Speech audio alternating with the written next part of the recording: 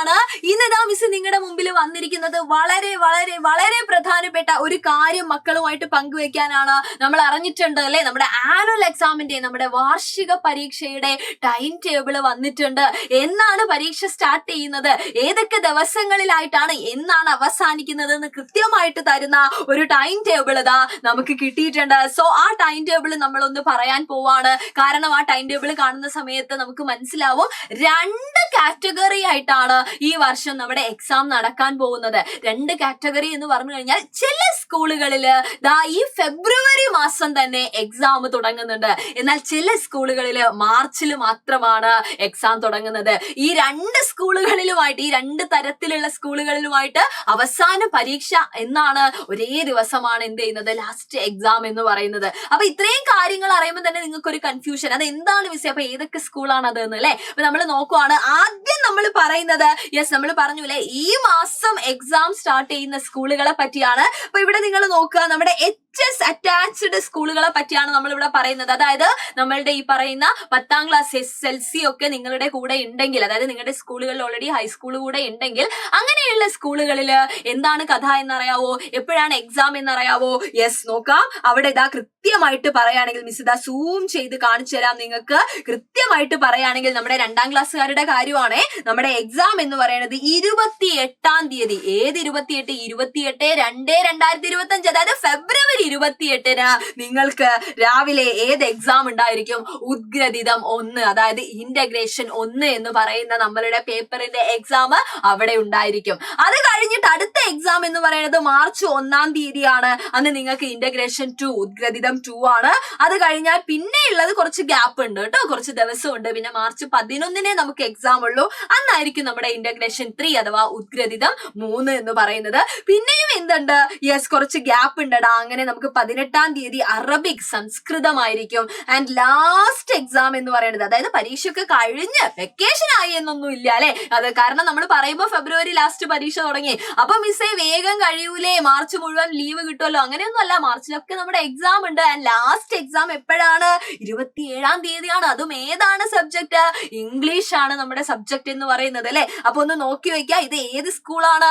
ഇത് high school attached ആയിട്ടുള്ള സ്കൂളാണ് കേട്ടോ. അപ്പൊ LP UP ഹൈസ്കൂളിന്റെ കൂടെ ഉള്ളതാണെങ്കിൽ ആ സ്കൂളിൽ പഠിക്കുന്ന 2ാം ക്ലാസ്സുകാരെ സംബന്ധിച്ചിടത്തോളം അവരുടെ എക്സാം ഇതാ ഈ വരുന്ന 28-ാം തീയതി സ്റ്റാർട്ട് ചെയ്യും. അതായത് മക്കളെ, നമ്മുടെ മുമ്പിൽ ഇനി ദിവസങ്ങളില്ല, റിവിഷൻ തുടങ്ങേണ്ട സമയമായിരിക്കുന്നു, ക്വസ്റ്റ്യൻസ് പ്രാക്ടീസ് ചെയ്യേണ്ട സമയമായിരിക്കുന്നു അല്ലെ. അപ്പൊ ഇനി അല്ലാത്ത ആളുകളെ പറ്റി കൂടെ പറഞ്ഞു തരണ്ടേ മിസ്?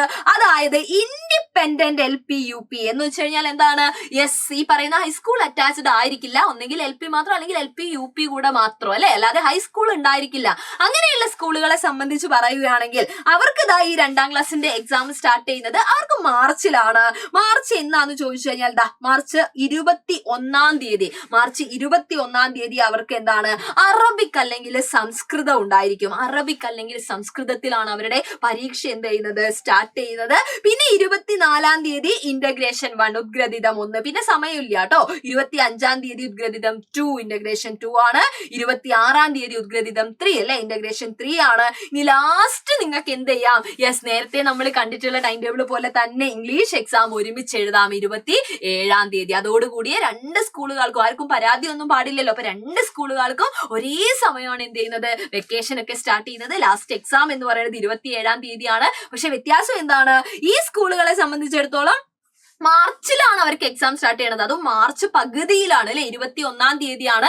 പക്ഷെ പ്രശ്നം എന്താന്ന് വെച്ച് കഴിഞ്ഞാൽ അത് കഴിഞ്ഞാൽ പിന്നെ അവർക്ക് എന്തില്ല, സമയമില്ല. അതായത് ഇടയിൽ വലിയ ഗ്യാപ്പ് ഒന്നുമില്ല, പെട്ടെന്ന് പെട്ടെന്ന് പെട്ടെന്ന് എക്സാം കഴിയും. എന്നാൽ നമ്മളുടെ HS അറ്റാച്ച്ഡ് ആയിട്ടുള്ള ആളുകളെ പറ്റി പറയുകയാണെങ്കിൽ അവരുടെ എക്സാം ഇതാ സ്റ്റാർട്ട് ചെയ്തു, ഫെബ്രുവരി 28-ന് സ്റ്റാർട്ട് ചെയ്യും. അതായത് ഒട്ടും സമയം മുമ്പിലില്ല.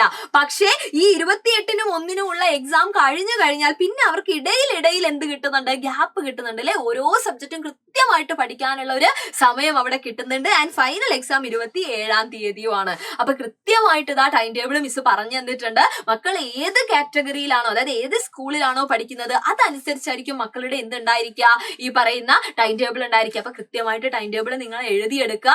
എന്നിട്ട് ഇതാ നമുക്ക് പഠിക്കാൻ തുടങ്ങണം. അപ്പൊ ഫെബ്രുവരി 28-നുള്ള ആളുകളൊക്കെ തയ്യാറായിട്ട് നിന്നോളാം. നമ്മുടെ ചാനലിൽ ഇനി മുതൽ ഇതാ നിങ്ങൾക്ക് വേണ്ടിയിട്ട് നമ്മുടെ എക്സാമുമായിട്ട് ബന്ധപ്പെട്ട ക്ലാസ്സുകളായിരിക്കും, ലൈവ് ക്ലാസ്സുകളും ഒക്കെ ഇതാ ഇനി മുതൽ നമ്മുടെ ക്ലാസ് 2 സൈലത്തിന്റെ ചാനലിൽ വന്നുകൊണ്ടിരിക്കും. എന്ന് വെച്ച് നമ്മളുടെ ഇതാ മാർച്ച് 21 വരുന്ന കുട്ടികളോ നിങ്ങൾക്ക് വേണ്ടിയിടും ഞങ്ങൾ എന്ത് ചെയ്യുന്നുണ്ട്, ക്ലാസ്സുകൾ നൽകുന്നുണ്ട് അല്ലെ. നമ്മളെല്ലാവരും നിങ്ങളെ കൂടെയുണ്ട്, കട്ട സപ്പോർട്ട് ആയിട്ടുണ്ടായിരിക്കും. അപ്പൊ മക്കൾ എന്ത് ചെയ്താൽ മാത്രം മതി, റെഡി ആയിട്ട് ഇരുന്നാൽ മാത്രം മതി. നമുക്ക് അടിച്ച് പൊളിച്ച് എന്ത് ചെയ്യാം, അവസാനത്തെ നമ്മുടെ 27-ാം തീയതിയുള്ള ഇംഗ്ലീഷ് ഉൾപ്പെടെ നമുക്ക് സെറ്റ് ആക്കാടാ. അപ്പൊ നമുക്ക് ഒരുമിച്ച് പഠിക്കാം, ആരും പേടിക്കേണ്ട. ഇനിയുള്ള ദിവസങ്ങള് നിങ്ങൾ എന്ത് ചെയ്യുക, ശ്രദ്ധിച്ചിരിക്കുക. നമ്മുടെ ചാനൽ ഇതുവരെ സബ്സ്ക്രൈബ് ചെയ്യാത്ത ആളുകൾ ഉണ്ടെങ്കിൽ അത് സബ്സ്ക്രൈബ് ചെയ്യുക. കാരണം അവിടെ എന്തെങ്കിലും അങ്ങനെ ഉണ്ടെങ്കിൽ മാത്രമേ മക്കൾക്ക് എന്ത് ചെയ്യുള്ളൂ, നമ്മുടെ ക്ലാസ്സുകളുടെ നോട്ടിഫിക്കേഷനും കാര്യങ്ങളും ഒക്കെ കിട്ടുള്ളൂ. ആൻഡ് നിങ്ങളുടെ ഫ്രണ്ട്സിന്, നിങ്ങളുടെ 2ാം ക്ലാസ്സിൽ പഠിക്കുന്ന ഫ്രണ്ട്സിനൊക്കെ ഈ വീഡിയോ നിങ്ങൾ ഷെയർ ചെയ്ത് കൊടുക്കുക. കാരണം ടൈം ടേബിൾ വന്ന വിവരം അറിഞ്ഞില്ലെങ്കിൽ അവരെയും കൂടെ നമുക്ക് എന്ത് ചെയ്യണം, ഈ കാര്യങ്ങളൊക്കെ അറിയിക്കണം. അപ്പോൾ ഓൾ ദ ബെസ്റ്റ് മക്കളെ, അടിപൊളിയായിട്ടിരിക്കുക, നമുക്ക് ഉഷാറായിട്ട് ഒരുമിച്ച് പഠിക്കാം. അപ്പൊ വീണ്ടും കണ്ടുമുട്ടാം. Thank you so much and by.